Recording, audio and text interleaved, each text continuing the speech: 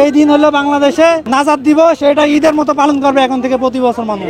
আমাদের এলাকায় আরো 10 বছর আগে থেকে স্লোগান দেয়, তুই মানুষ নাকি আওয়ামী লীগ। শেখ মুজিব ছিল ফেরাউন, শেখ হাসিনা ছিল নমরুদ। হাতুড়ি নিয়ে আসছিলাম, এই যে 32 নম্বরের একটা ইটও যদি ভেঙে নিয়ে যাইতে পারতাম। নারায়ে তাকবীর আল্লাহু আকবার বলে আমি একটা দুইটা ইট হইলেও ভাঙতে চাইছিলাম আর কি, কিন্তু পারলাম না, ভিতরে ঢুকতে দেয় নাই। আমি গত আন্দোলনে যোগ দিতে পারি নাই। এই 32 নম্বর যে ভাঙা হয়েছিল গত আগস্টের 24-এ, ওই সময় আমি উপস্থিত হইতে পারি নাই। আমি চিন্তা করলাম যে তারপরে ভাঙার পরেও ওই যে সিঁড়ি আছে এবং শেখ মুজিবরে যে মেরে ফেলাই থইছিল 2 দিন, ওই সিঁড়ির উপরে বাকশালীদের কিছু উত্তরসূরি এসে ওই সিঁড়ির উপরে ফুল সিটি আছে, ঠিক আছে। এই কারণে ওই যে বাকি অংশটুকু আছে ওইটারও আমি 2-1টা বা 5টা ইট যদি ভাঙতে পারতাম, সেই জন্য নিজের অংশীদার বানানোর জন্য বা সান্ত্বনা দিতে পারতাম যে আমি এটার অংশ, ইতিহাসের অংশ হইতে পারতাম। এই কারণে আমি আসছিলাম, ঠিক আছে। আমি যদি আজকে না আসি, ভবিষ্যতে তো আমি আগামীকালকেও মারা যাইতে পারি বা 1 বছর পরে মারা যাইতে পারি, পরে আমার আর আসার সুযোগ হবে না, আমি ইতিহাসের অংশ হইতে পারবো না। কিন্তু সেই দুঃখ আমার থেকেই গেল, আমি ভিতরে ঢুকতে পারলাম না, ভাঙতেও পারলাম। বাকশালীরা তো এসে আর এখানে এই যে শোক দিবস পালন করতে পারলো না। আজকে দিন হলো আমাদের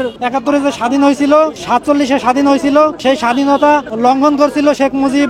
বাকশাল করে আপনার সব দল নিষিদ্ধ করে দিয়েছিল, এমনকি দেশের মানুষের উপরে দুর্ভিক্ষ নিয়ে এসেছিল। দুর্ভিক্ষের কারণে দেশের মানুষ মরে গেছিল অনেক লাখ, সেগুলো গোপন করা হয়েছিল। রক্ষী বাহিনী বানাইছে, দেশের সম্পদ লুট করে এরা গোডাউনে রাখছিল, কিন্তু সম্পদের কোনো অভাব ছিল না, খাদ্যের অভাব ছিল না, কিন্তু দেশের সাধারণ মানুষ না খেয়ে মরতো।